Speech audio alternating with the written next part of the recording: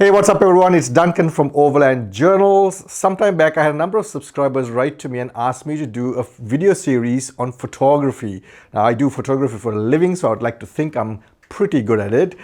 And then I put a poll out on YouTube and the response was pretty overwhelming. Quite a large number of people came around and said they would love to have a photography course on this channel. So today's video is the very first video in a series of videos where I'll talk about photography, a bit of on cameras, and then I'll end up towards the end of the series on post-processing on Lightroom and Photoshop. So if this is something that interests you, hang around.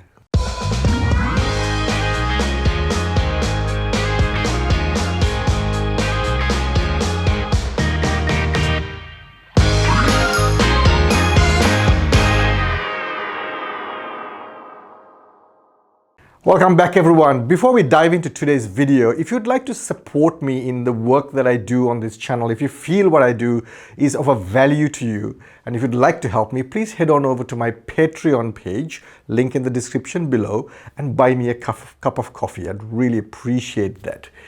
Also, don't forget to head on over to overland-journals.com with my intention of trying to bring value to the community and bringing everybody together. 2 weeks ago, I launched a forum where everyone can discuss, ask questions, share information.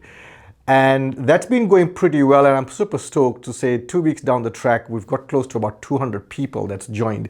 So head on over to Overland-Journals, just sign up, it's a free sign up, and then join the forum and the community. All right, so part one for the photography course. Now, I'm going to keep these videos as short as possible. I don't want to drag it and make it too long. At the same time, I am going on the assumption that those who are watching these videos are starting from scratch or from the beginning. So I'm going to touch on basics as I go along. And if you have any questions, please leave them in the comments below or write to me through the forum. Now, today's video, I'm going to touch on cameras and different types of cameras. Perhaps you're looking to buy a camera or wondering which camera to take along. So that is the whole idea. So now, in terms of cameras, before digital came around, we had SLRs. Now, SLR stands for single lens reflex. Now, what that means is when you look through the viewfinder of a camera and you make that, compose the image that you want to capture, what you see in the viewfinder comes through it's basically light, or the image that comes through the lens gets reflected off a mirror, and through a prism system you get to see it in the viewfinder. So thus SLR, single lens reflex.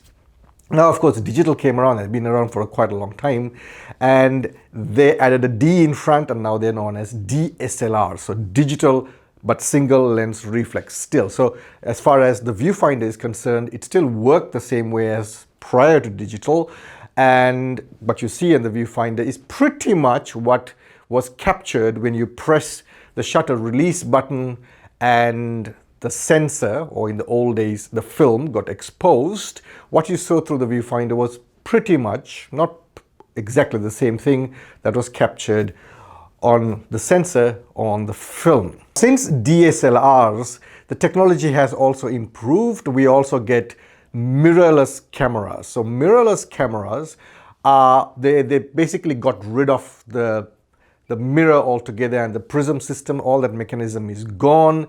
What that meant was the manufacturers were able to make the cameras a lot smaller and lighter because that whole mechanism fell away. So from an overlanding point of view or from a traveling point of view, my preference is a mirrorless camera to carry with me when I travel as compared to a DSLR. Now, I'll show you what I mean by this. Now, I've got both DSLRs and mirrorless cameras. So this is my Nikon DSLR. It's a great camera. This particular one is the D810, gives amazing images. And this is my Sony mirrorless camera. So you can see the size difference. Basically, I've got the same lens in terms of focal length. So this lens here on the Nikon is a 24-70mm zoom lens, and this here is the equivalent of that on the mirrorless, which is also a 24-70.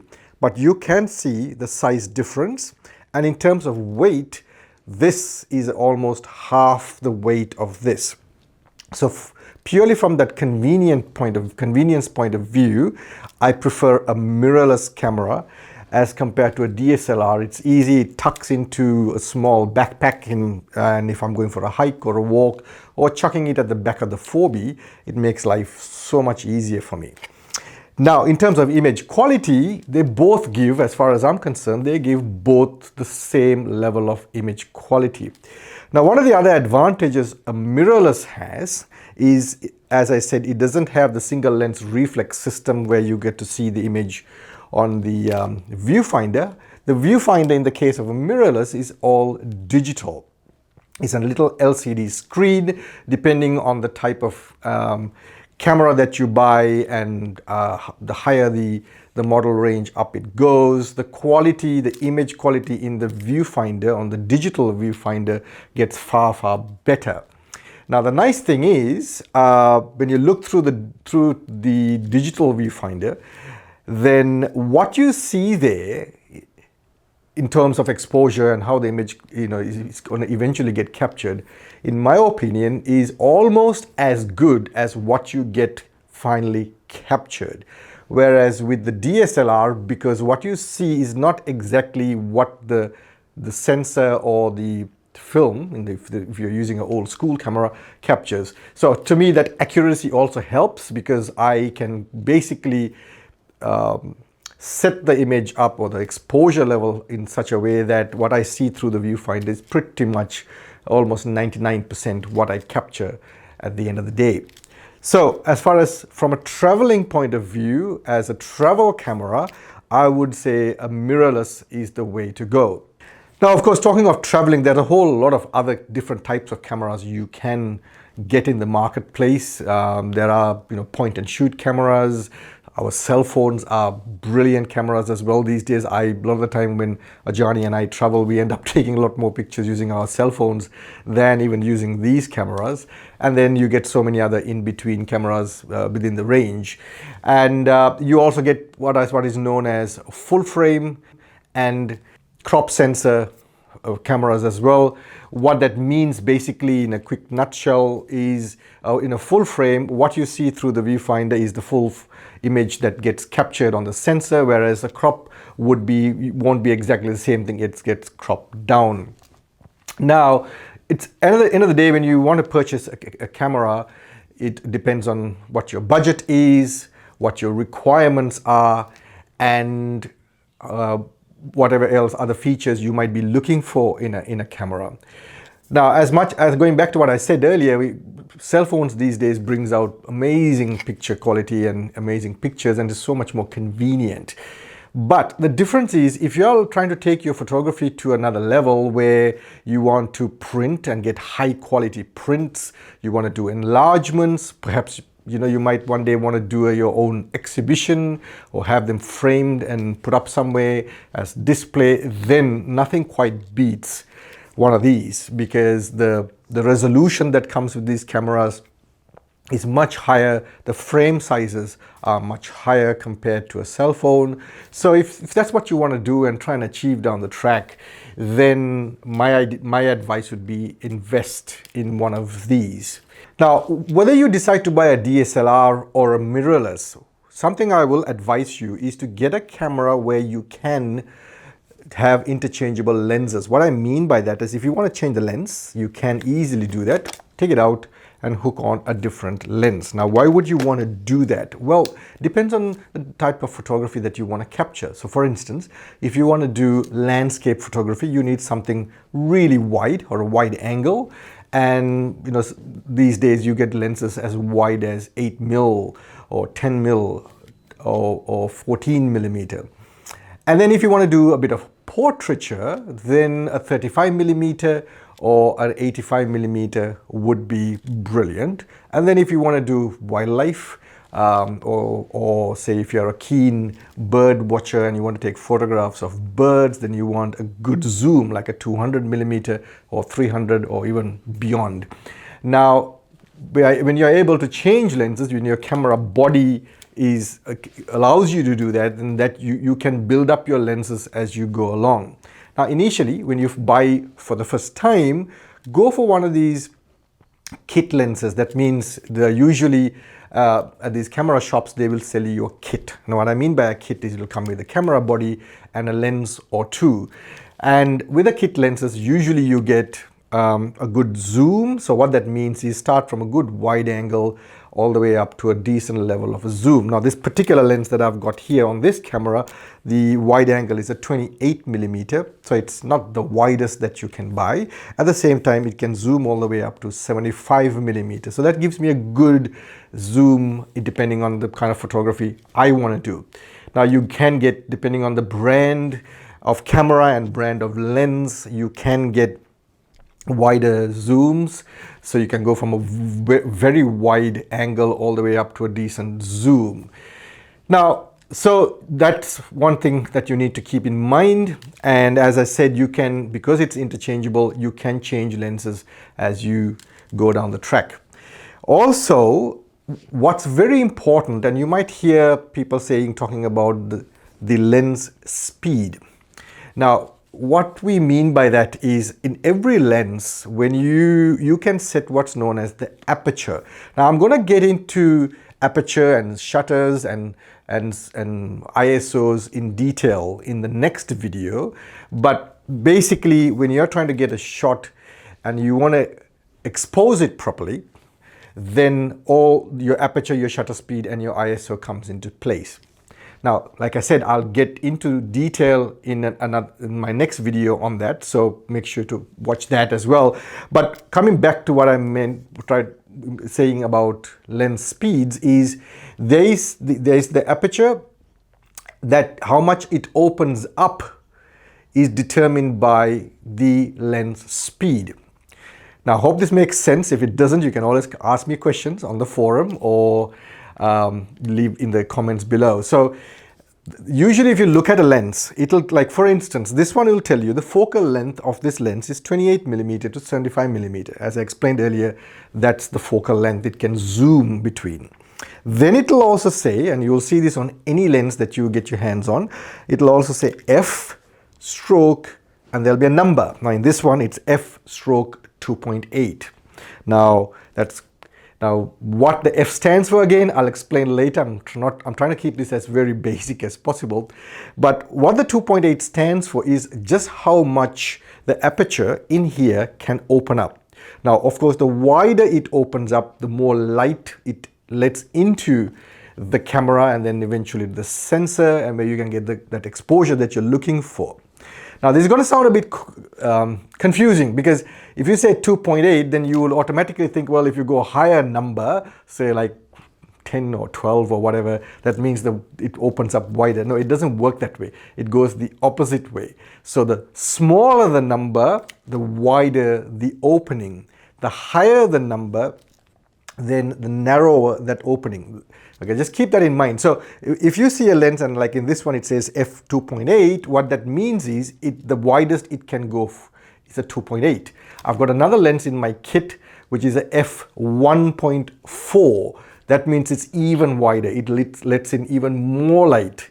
So just keep that in mind. So the f-stop is very important. And why is it important? Because if you want to do low light photography, if you want to take a capture an image towards end of the day when the light is not that great, but the mood, and you want to create that mood, then you need to be able to let in more light to capture it. So if you want to do night photography, if you want to do photography at say dusk or early morning, and you want to get more light into your sensor, then a lens with a higher lens speed, so like f2.8 in my case, would be ideal. Now, of course, again, this affects the budget as well, because the higher the speed or that number, the lower that number, the price goes up. Now, again, I'll give you an example. Between this lens, which is a f2.8, and my 1.4, the price difference is quite a bit. It depends on the brand again, and the price can be quite huge. So again, if you're getting into photography, don't worry too much about the lens speed at this time. Start with what you can and then work your way up. Now again, in the next video, I'll talk about other benefits you can get with having such a higher lens speed, the sort of the imagery effects that you can create, what we call depth of field. That'll be in the next video. So that was about the lens. Now there's a whole heap of other features the camera manufacturers are cramming into these things these days, and we are spoiled for choice. So autofocus is a given these days. Some cameras now will come with what I call face detect. That means it will detect a human face. Some of them will even detect animal faces and focus on to that. If that's something that you want and you feel is necessary, think about it. As a travel photographer, I personally don't see the need for those features. I mean, if it makes a difference on price, then I would say don't bother with it. A lot of the time when we travel, we are doing landscape photography, and face detect is not that essential, though I do have face detect in these cameras. It's not an essential. You can still get the pictures really nice and sharp and clear without necessarily having that feature. Also, look out, a lot of these cameras these days do have video capability. Some of them don't.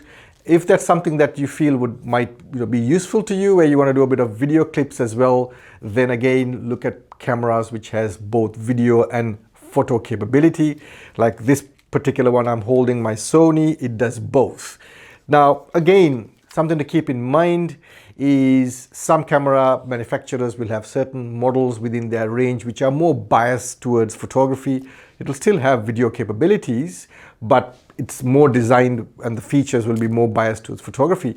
And then you get certain models which are the complete opposite, which are more towards videography, and then the photography is sort of a secondary part of it. And then of course you get certain models like this one which I'm carrying, which is an A7 III Sony. It's kind of like, the middle of the range, so to speak. It does photography pretty well and it does videography pretty well. And I use this for my travel as well as for my photography business. And by the way, if you're interested in checking out the photography that we do, which is mostly weddings and portraiture, I'll leave a link in the description below to that website. Go check it out if you're interested. So those are some of the features I would say look at. And then of course it boils down to the ease of use. Now, a lot of these things are menu driven these days. A lot of them have touch screen.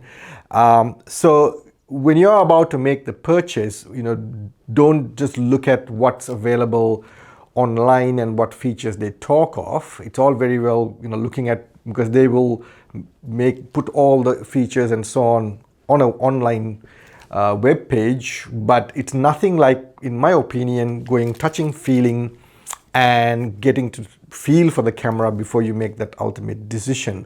So my advice is, go and do your research online, and then finally, within you, based on your budget and based on what kind of photography you want to do, and weight, of course, is something to keep an eye on. Once you've kind of narrowed it down to a few different models from different brands, then walk into your local photography store and get a feel for it.